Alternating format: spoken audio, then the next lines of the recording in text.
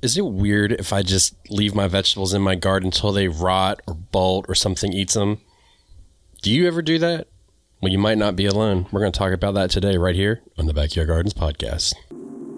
To have a good harvest, one must plant good seeds and must also use the right kind of fertilizer. The carrots have grown large and firm. How good they will taste. Welcome to the Backyard Gardens podcast, where we talk about all things gardening. We are your hosts, Ben and Batavia, and you can find me gardening in the country.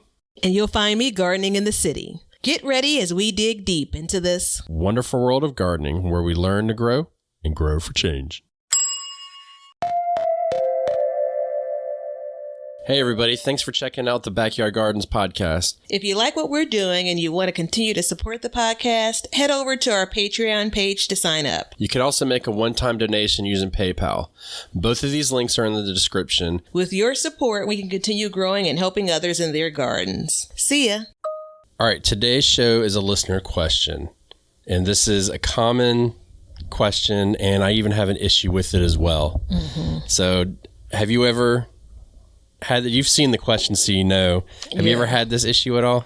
Yeah, it almost feels like I wrote this question in the end. So this is a listener question, and we appreciate it.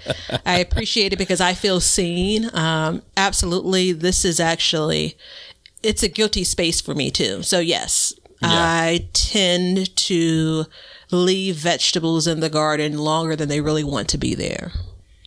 Yeah. So we have this question is from our patron. One of our patrons.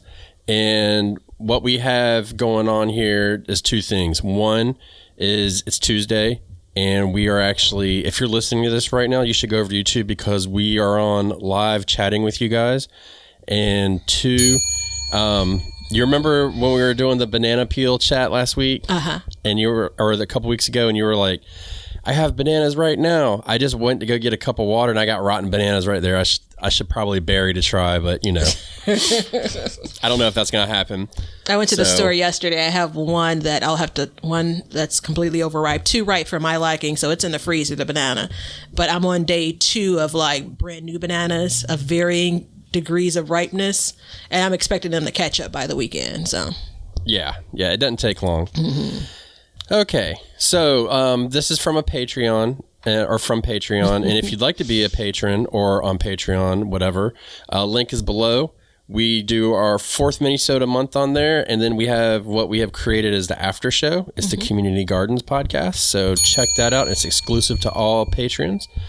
So let's get into this. This is from Natalie. Hey, Natalie. She's so sweet. Hey, Natalie. She's so sweet when she wrote this, too. Because I could feel, the hurt. But the question is, I have a weird tendency to leave veggies in my garden until they rot, bolt, or something else eats them. It's like a fear of harvesting. I don't know why, but I guess I'm wondering if I'm alone in this or not. Last year, I planted a ton of greens just to see how things grew in my new raised beds, and I enjoyed watching them grow, but ended up having to compost them before I ate them or even offer them to friends and neighbors. This is just an example and isn't the first time I've done this.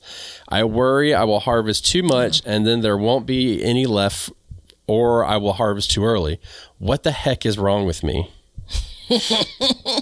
You're my spirit animal, Natalie. That's what's wrong with you. Yeah. Serious. There's nothing wrong with you, Natalie. That's what I'm going to just go ahead and say that. So she's listed some of the reasons. There are a bunch of reasons why this happened. So I've done this in almost all of the gardens I've had. So all of the garden years. Sometimes it's for me, if I'm learning how something grows, I'm not sure of when to harvest it. I remember like early on for okra, I can remember I had someone here working outside and they're like, oh, this okra is ready. And I was kind of sassy, like, no, it's fine. I'll harvest it in a couple of days. And wood is all we'll say. So that's one thing. But that's kind of, you learn, right? What Natalie's describing. So for those that do that, hey, it's a part of the game. What Natalie's describing, it's absolutely a fear of harvesting. It's that weird thing where for me, I'm just watching it. and knowing that I should be doing something with it. And it's like, I'll get to it. And then here we are in, March, and I still have a baby red cabbage in one of my buckets that I container garden in that I never got to. Yeah.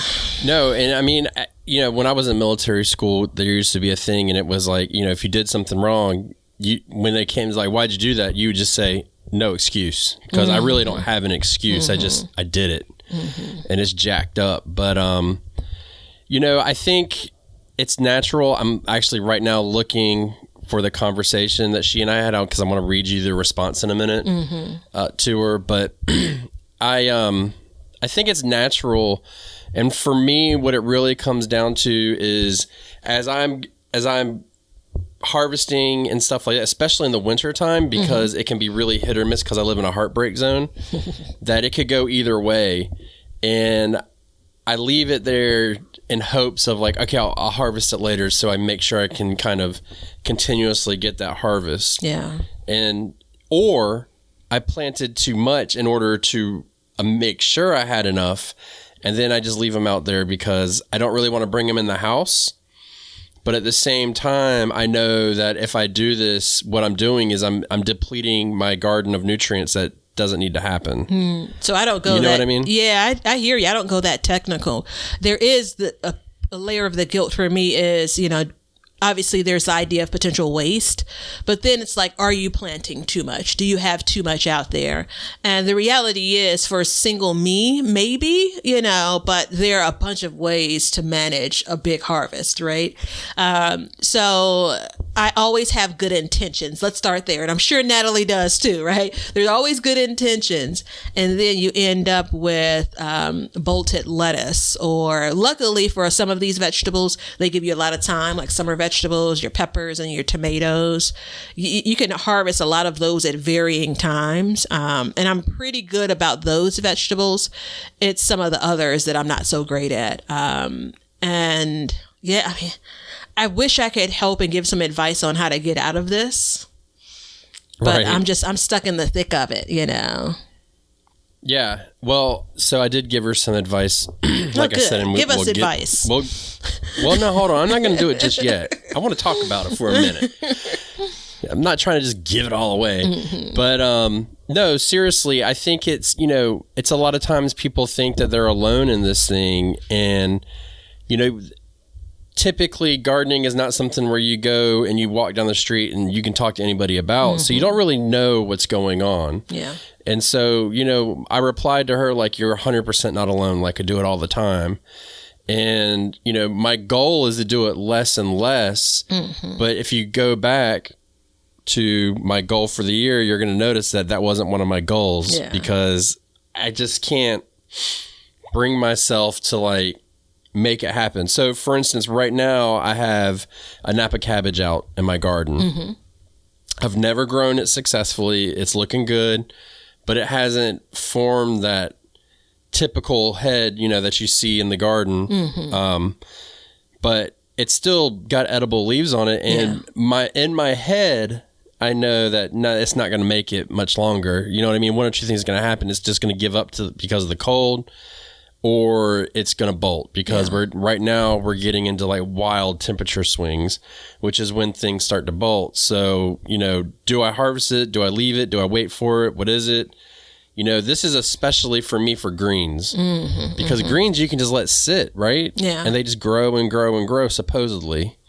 Yeah, well, she also brings up a good point, and this is where, like, the reason why when we were talking about which questions we wanted to cover off on, this was an important one, because she comments around or disease or bugs to get to them, right? And that's really key, because I'm a big fan of a tidy garden, and I think about like tidiness from like, your tools are put up, and you've pulled out debris from your garden, like there are no dead leaves, but it doesn't mean that because it isn't dead yet that it's healthy to stay in your garden, right? So I think that's a way to be a bit more conscious, because of the time timing of this episode, this mini-so, I think it also gives us a chance to kind of take a second pass at our garden plan. So what we actually plan on putting out into our garden.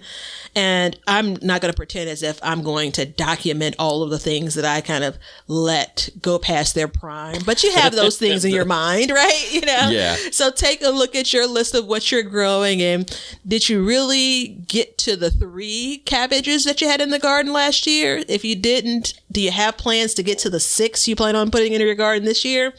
You know, Right. That's a kind of a preemptive strike, if you will. Yeah, and so for me, like I talked to a lady, she's a professional horticulturist. You know, that's her job. She's got a PhD in it. And she was telling me, she was like, look, if you have something growing in your garden and you're not going to harvest it, or it's done and you're waiting to get the last little bit, she's like, get it out of your garden. Because if you don't, what you're doing is you're setting up a hospitable environment for bugs, disease, all these other things. And what it does, especially for like pests, is it lets them get on there and then they get real nice and comfortable, and then they start laying eggs, and then you consistently are fighting them. So it's better to just go ahead, pull it out, whatever it is. Doesn't matter if it's, you know, you're waiting for it maybe to fruit one more time, or you're just not going to eat it. Just pull it out, amend that bed, and either stick something else in there or just let it rest. There's nothing wrong with letting it rest. You know, the good book says on the 7th year, let your gardens rest, you know, or didn't say gardens, but, you know, and I think a lot of times we don't do that, because I think about that and I'm like, well, damn, I can't imagine leaving a garden bed bare for a year. But what we can do is give these things space to breathe, room to kind of open up and let them, you know, heal themselves and not let these pests take control. So it's a lot like the aphids. You know what I mean? You don't do anything about those aphids. Like, they're not terrible, but once they get in there and you just let them sit, they're going to get in there and going to take over. And from my experience, they have, at that time, they kind of set up camp with older vegetables, you know. So my older leafy greens, my older kale, I find more aphids on them than I do the younger, if you will. Maybe for Natalie and for others, and I'll keep this in mind, I actually already know the answer for me. Is there a certain time of year for the garden that you're more prone to kind of leave things in there longer than they should be? For me, it's really towards the end of the season. And to be quite frank, it's just I'm tired, right? You know, it's been a long garden season. And maybe, and again, this is just sharing a thought, not necessarily saying that I can sign on to commit to it, but maybe I am planning to plant less towards the end of the season. Maybe that's a part of my plan going forward, knowing that I'm going to have less steam to kind of manage through those things, right? Just an idea. Yeah. Yeah, for me, it's mostly like late winter, spring vegetables. Those are the ones that I'm the worst at. And then at the end of summer and, you know, going into fall, it's waiting for that last pepper, you know, or waiting for those last few tomatoes or something like that. When you and I both know, if you've ever grown a tomato, you know once they're done and it starts getting cold, you ain't going to get no more tomatoes. And if you are, they're not going to have any size to them. So that's kind of where I stand with that. But this thing runs deeper for me. So that's the reason I'm not claiming to be, you know, renewed. I have a bottle of spicy ranch dressing in my refrigerator, and I tried it a couple of times and I just don't like it.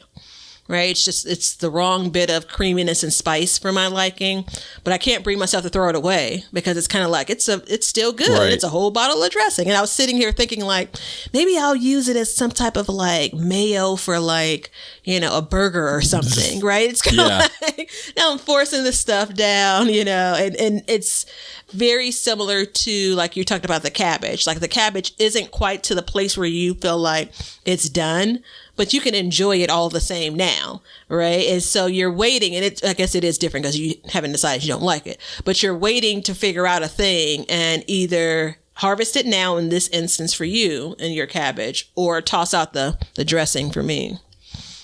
Right. And it's funny you bring up cabbage because I'm growing like traditional cabbage right now.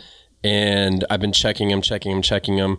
And instead of waiting for them to just get bigger and bigger and bigger, what I've been doing is harvesting when you go and you squeeze them and they're like, okay, it's hard enough. Like it's formed that head. Yeah. Then I just go ahead and harvest it, and I don't have that sitting around waiting because it will get kind of old. Yeah. But before we run out of time, I want to read the, not the whole interchange, but just kind of like the last thing I told her. So we had a discussion back and forth a little bit about it. And she said, like, after we first started, she goes, I just actually did it again. And she said she was going to, it was Chinese cabbage. It's funny, that's the same thing I have. But so I said back to her, I said, so you know how I like to give Batavia a challenge, and she always hates it when I do. That being said, next time you look out in your garden and see something you think maybe I should harvest it, go out and do it. Don't even think twice about it. Remember, you can always plant more. Yeah. Always. So especially with greens, depending on where you live, and it doesn't matter where you live, if you're harvesting it, you can always put another one back in its space. So don't worry about running out. The number one energy waste is food.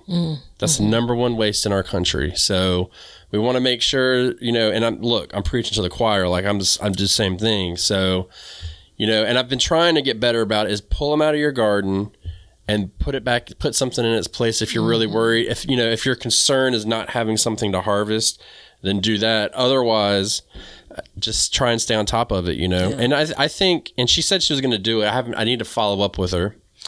But she also said in the opening that she ends up composting it. So good on her for at least giving it back to the garden, right? It's definitely that full circle. It's not going to waste, if you will. That's why composting is so important. It absolutely is important. I fully agree. For those that are new here, I firmly believe in composting, and the short of it, and we'll drop this in every few episodes. I'm definitely afraid of mice and rats, and I just can't take the chance that if I start composting, they won't come.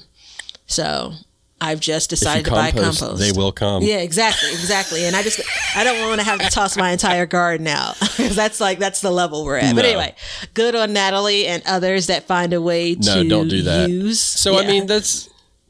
There we are. Yeah, here we are together. Yeah. Good on others that find the way to use that produce. If I'm cutting you off, I'm sorry. The internet was going in and out, so I apologize, everybody. I caught what you said though in pieces.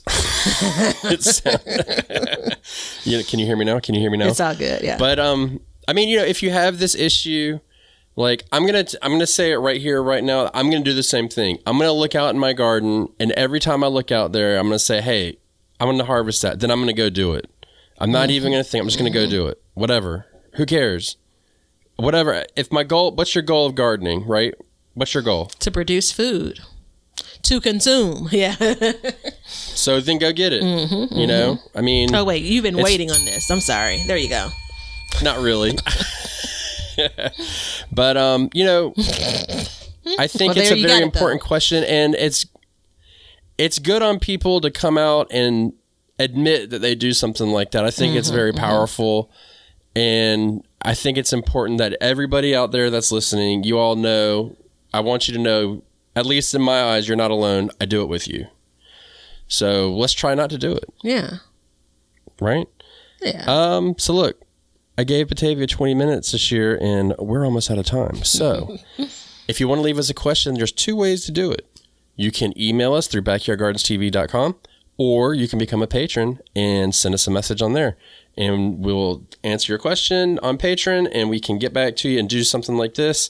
Your questions really help out other people, because you have questions that we can't come up with, and if you have that question, then somebody else has that question. And I think it's really important to kind of get those out there. So those are the two places you can send them to us. Check us out on Tuesdays. We're going to be there chatting with you guys, so come check us out. 10:15 a.m. I know it's early, but it's okay. It's also kind of weird because we'll be chatting when this one actually airs. As we tell people, we'll be chatting like we're chatting right now, like right now, like we're chatting. Anyway. Yeah, and it's super weird chatting when I'm chatting, because I'm chatting. That's why I chat. But you know what? Tom something. See ya. Tom something. See ya. See ya. We hope you enjoyed today's show. Please follow us on YouTube at Backyard Gardens TV. Instagram at Backyard Gardens TV. Over on our website, backyardgardenstv.com. And then we have Patreon at Backyard Gardens. And don't forget to check out our links below to help the show. Thank you so much for joining us as we learn to grow and grow for change. Cut. Now you know why people feel like celebrating at harvest time.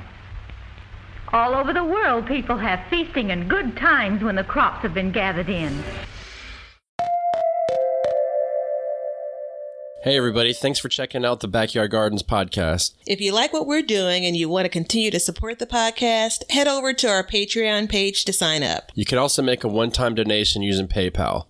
Both of these links are in the description. With your support, we can continue growing and helping others in their gardens. See ya. If you guys want some Backyard Gardens gear, Go to the link below and check out our t-shirts, mugs, pint glasses, and other gear. all purchases go towards helping to support the show, so thank you so much in advance, and we hope you enjoy. We want everybody to have a garden, and we're going to give you a chance to win free seeds every month. Head over to backyardgardenstv.com and enter your email address to be entered in all of our giveaways. Good luck! We want you to be a part of our gardening community. DM us a picture of your garden at Backyard Gardens TV on Instagram, and we will share it with our listeners.